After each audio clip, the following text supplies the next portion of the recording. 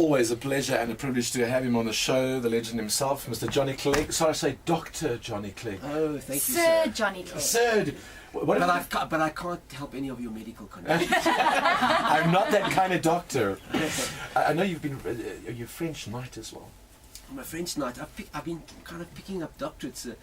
Last year I got another one from from CUNY, the City University of New York. Oh, wow. Doctor of Law. Oh, wow. Yeah, can you believe that? Which is quite out the blue. Yeah. But it's somebody who grew up in Durban and did her law degree and then went across and now is a big shot at the university. And they had an award for the humanities, which Yes. I got. And this year, getting another one from Dartmouth University on on the 9th of June. Well, that's incredible. Which is a doctor of humanities. And on and the most important one actually is the one I'm getting on the 22nd of April from. My goodness, you weren't lying. Yeah. From the president, which is the Ikamanga Award for culture and my contribution. That is- It was. Wow, that is Yeah. fantastic. Congratulations. Thank you Yeah. very much. I appreciate it. The Human Tour Yes. is I know it started sometime, was it Yes. end of last year, that's Yeah. promoting the new album. Correct. We'll talk about that, that's coming up.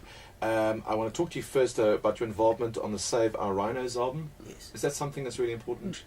Yeah, you know, before I became a musician and anthropologist, I wanted to become a game ranger. I was on the very first, in Standard 9, I was the assistant cameraman in a movie that filmed the first walkabout of young people in a game reserve. Wow, okay. In 1969. It was a long Okay. time ago.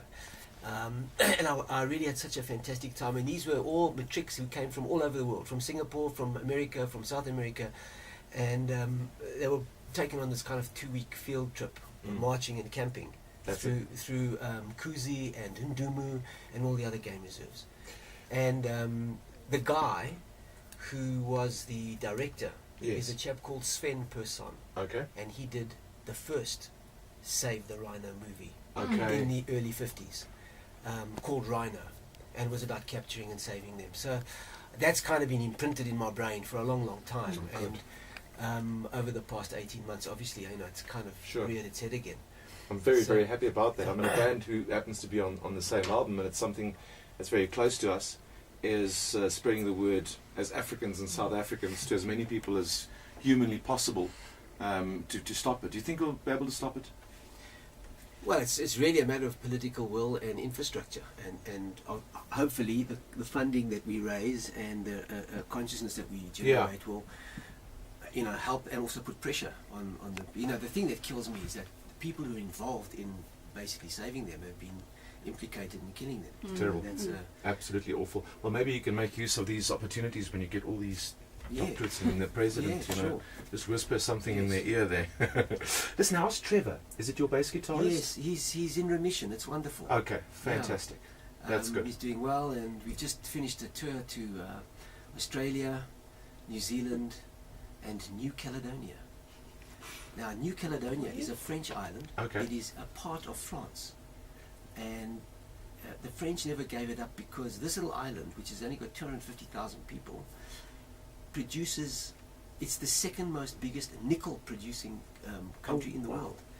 So all our coins and all Okay. the coins all over the world, which have a nickel base, you know, so there's a huge thing going on there, where actually the locals, who in about 1986 and 1988 they started to agitate for autonomy.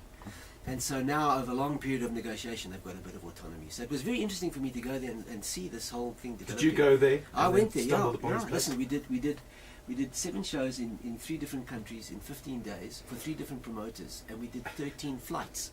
Wow. and we were, I mean, Gosh. I came back and I was like, didn't know, nobody could sleep. Because you've got a 6 to an 11-hour difference in all the different territories. That's So crazy. You don't know where you are, yeah, when you up are. and down. and the really great thing for us is that we found a very good Australian promoter now who loves the band, and so we'll be doing every 14 to 18 months we'll be doing a tour there. And we did the WOMAD in Adelaide, which was also fantastic. I'm sure. Yeah. Have you listened to any other Australian bands while you're there? I mean, if you look at some of the big Australian bands from the 80s, at the time, I think you probably went there the first time. When was the first time you went over? No, the first time I went was in 2006. Oh. And I did my own tour. So Okay. I did In the 80s, you're pretty much France, England, Europe, France, England, Canada. Canada's Yeah. still very big. In fact, Canada's got bigger, which is wonderful for us because we kind of gave up America and Canada touring for about 8 years. Yeah. My American management and I, we split ways, and so I just focused on Europe.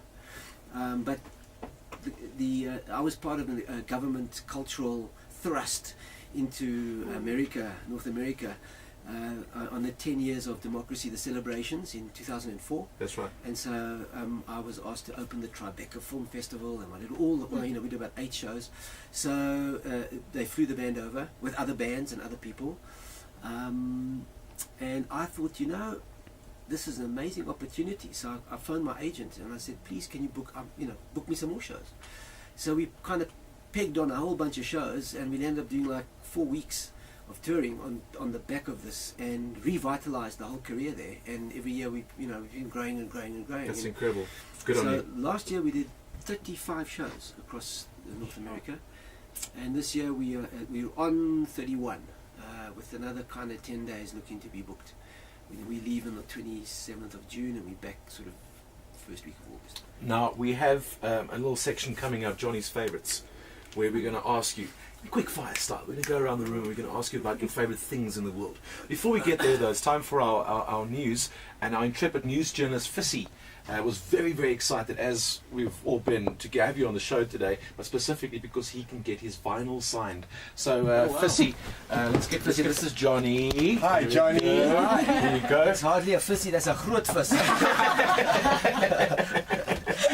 And that is the album there, mate. Oh wait, that's amazing. I need a pen. He's got one. No, he comes ready. Okay. He comes ready. Just so, by the way, Fissy, which is your favourite? My favourite song on that album is probably one of my all-time favourite songs, Cool, Crazy, Beautiful World. It is, and remember the video was, I think it was ahead of its time as well. It was really cool, that animated video. Yes. So coming up in a moment, we've got your news with Fissy with a signed Johnny Clegg album, and also Johnny's Favourites. MBD TV exclusive to check on 94.2.